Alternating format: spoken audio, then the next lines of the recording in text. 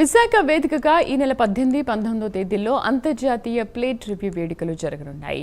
దీనికి సంబంధించి 18వ తేదీని రాష్ట్రపతి ద్రౌపది ముర్ము, రక్షణ శాఖ మంత్రి రాజ్నాథ్ సింగ్ హాజరు కానున్న నేపథ్యంలో ఐఎన్ఎస్ సుమేధలో ఫ్లీట్ రివ్యూ నిర్వహించనున్నారు. ఇక ఇదే అంశానికి సంబంధించి పూర్తి సమాచారం ఐఎన్ఎస్ సుకన్య నౌక నుంచి మా కరెస్పాండెంట్ చంద్రశేఖర్ పూర్తి సమాచారం అందిస్తారు.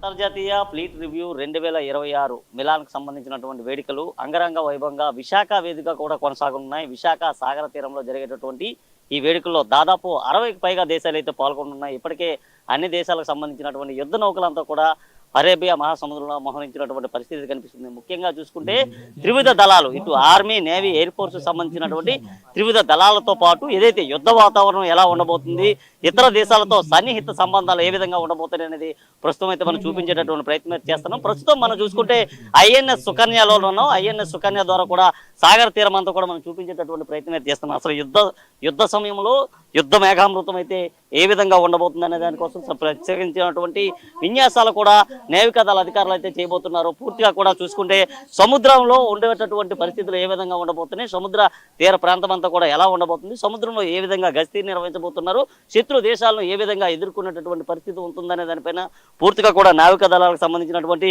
షిప్స్ ఏవైతే ఉన్నాయో, యుద్ధానికి సంబంధించినటువంటి నౌకలన్నీ కూడా ఇప్పటికే అరేబియా సముద్రంలో అయితే మోహరించినటువంటి పరిస్థితి కనిపిస్తుంది. పూర్తిగా మనం చూసుకుంటే ఇదంతా కూడా ఒక నిర్మానుష్యమైనటువంటి ప్రదేశం, చుట్టుపక్కల కూడా ఎలాంటివి కూడా ఉండవు. ఇలాంటి ప్రదేశంలో పూర్తిగా కూడా నావికా దళ ఉద్యోగులు వారి యొక్క ప్రాణాలను కూడా పణంగా పెట్టి ఇక్కడైతే పూర్తిగా కూడా వారైతే ఉద్యోగం అయితే చేస్తున్నటువంటి పరిస్థితి కనిపిస్తుంది. ముఖ్యంగా చూసుకుంటే బయటలో మనం ఉన్నటువంటి ఏదైతే బాహ్య ప్రపంచంలో మనం ఉన్నటువంటి ప్రదేశంలో మన ప్రాణాలని రక్షించే విధంగా కూడా వారి యొక్క ప్రాణాలను కూడా వడ్డీ ఇక్కడ ఉన్నటువంటి ఏదైతే ఆ పరిస్థితులకు కూడా పూర్తిగా కూడా వారైతే విధులు నిర్వహిస్తూ ఉంటారు. ఈ నేపథ్యంలో జరిగేటటువంటి ఐఎఫ్ఆర్ ఏదైతే ఉందో మిగతా దేశాలన్నింటితో కూడా కలిసి వెళ్ళేందుకు కూడా పూర్తిగా కూడా ఐఎఫ్ఆర్ అయితే దోహదం చేస్తుంది. దాదాపు 10 ఏళ్ల క్రితం జరిగినటువంటి ఐఎఫ్ఆర్తో పాటు ఏదైతే 2016తో పాటు మరలా 2026లో కూడా విశాఖ వేదిక జరుగుతుంది. గతంలో కూడా ముంబై వేదిక కూడా జరిగినటువంటి పరిస్థితి ఉంది. ముఖ్యంగా మనం చూసుకుంటే ఐఎఫ్ఆర్లో అసలు ఏ విధంగా ఉండబోతుంది అనే దానికోసం అయితే మనం పూర్తిగా కూడా చూపించేటటువంటి ప్రయత్నం చేస్తున్నాం. ప్రస్తుతం మనం ఉన్నటువంటి నౌక ఏదైతే ఉందో ఇది ఐఎన్ఎస్ సుకన్య యుద్ధ నౌక. ఈ యుద్ధ నౌక ద్వారా కూడా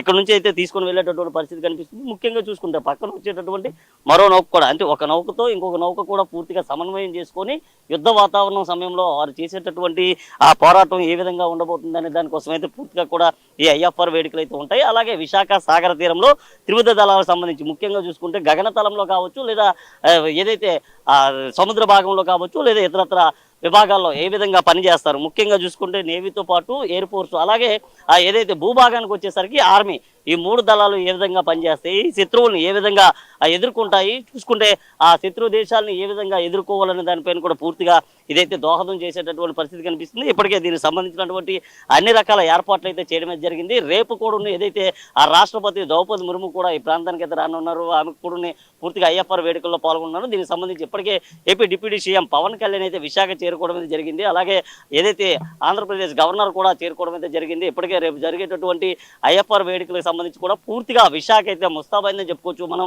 చూసుకున్నటువంటి ప్రదేశం అంతా కూడా సముద్ర తీరము, ఈ సముద్రంలో ఏ విధంగా ఉండబోతుంది, చుట్టుపక్కల ఎవరు లేనటువంటి ప్రదేశంలో, ఒక నిర్మానుష్యమైనటువంటి ప్రదేశంలో మన తోటి ఏదైతే ఆర్మీకి సంబంధించి కావచ్చు, లేదా నేవీకి సంబంధించినటువంటి ఉద్యోగులు ఏ విధంగా విధులు నిర్వహిస్తారు, వారి యొక్క ప్రాణాలను ఏ విధంగా పణంగా పెడతారు, మన ప్రాణాలను కాపాడడానికి వారు ఏం చేశారనే దానిపైన రేపు జరిగేటటువంటి ఐఎఫ్ఆర్ వేడుకలు అయితే ఉండబోతున్నాయి. ఇది ప్రస్తుతం ఉన్నటువంటి తాజా పరిస్థితి. వీడియో జర్నలిస్ట్ సుధాకర్తో చందు, ప్రైమ్ 9 విశాఖ నుండి.